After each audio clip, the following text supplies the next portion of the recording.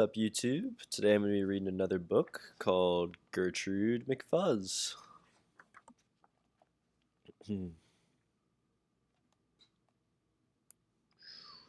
There once was a girl bird named Gertrude McFuzz, and she had the smallest plain tail ever was. One droopy droop feather, that's all that she had, and oh, that one feather made Gertrude so sad. For there was another young bird that she knew, a fancy young birdie named Lala Lee Loo. And instead of one feather behind, she had two. Poor Gertrude. Whenever she happened to spy Miss Lulla Lee Loo flying by in the sky, she got very jealous, she frowned, and she pouted. Then one day she got awfully mad and she shouted, "This just isn't fair. I have one, she has two. I must have a tail just like Lulla Lee Loo."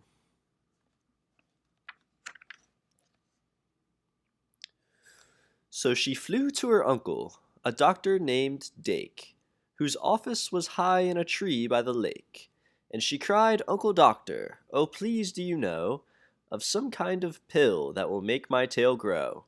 "Tut tut," said the doctor, "such talk, how absurd! Your tail is just right for your kind of bird." Then Gertrude had tantrums. She raised such a din that finally her uncle, the doctor, gave in, and he told her just where she could find such a pill on a pillberry vine on the top of a hill. "Oh, thank you," chirped Gertrude McFuzz, and she flew right straight to the hill where the pillberry grew.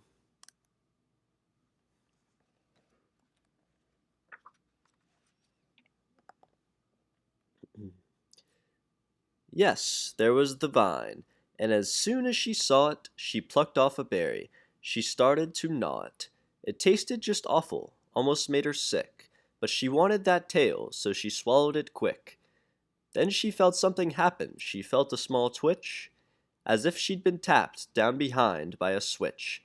And Gertrude looked around, and she cheered, it was true. Two feathers, exactly like Lala Lee Loo. Then she got an idea. "Now I know what I'll do. I'll grow a tail better than Lala Lee Loo. These pills that grow feathers are working just fine," so she nibbled another one off of the vine.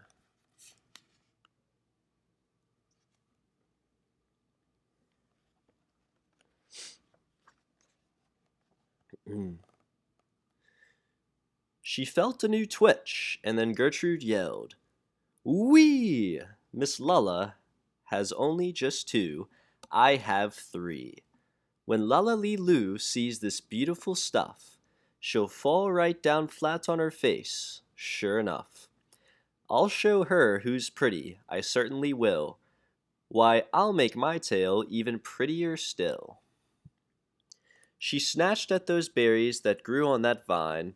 She gobbled down 4, 5, 6, 7, 8, 9, and she didn't stop eating young Gertrude McFuzz till she'd eaten 3 dozen. That's all that there was.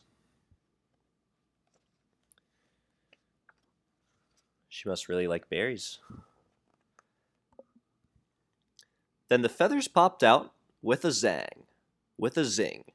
They blossomed like flowers that bloom in the spring. All fit for a queen, what a sight to behold! They sparkled like diamonds and gumdrops and gold. Like silk, like spaghetti, like satin, like lace. They burst out like rockets all over the place. They waved in the air and they swished in the breeze, and some were as long as the branches of trees. And still they kept growing, they popped, until long about sundown when finally they stopped. "And now," giggled Gertrude, "the next thing to do is to fly right straight home and show Lala Lee Loo.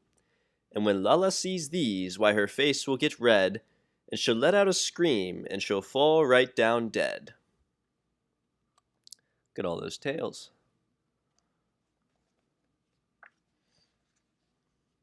When she spread out her wings to take off from the ground, but with all of those feathers she weighed 90 pound. She yanked and she pulled and she let out a squawk, But that bird couldn't fly, couldn't run, couldn't walk. And although that night she was stuck on that hill, and Gertrude McFuzz might be stuck up there still, if her good Uncle Dake hadn't heard the girl yelp, he rushed to her rescue and brought along help.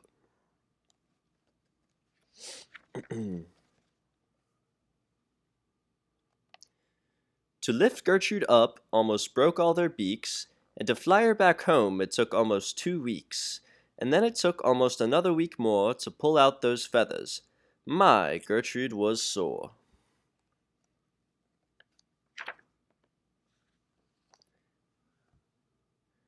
And finally, when all of the pulling was done, Gertrude behind her again had just one. That one little feather she had as a starter, but now that's enough, because now she is smarter. That's the end. Have a great day.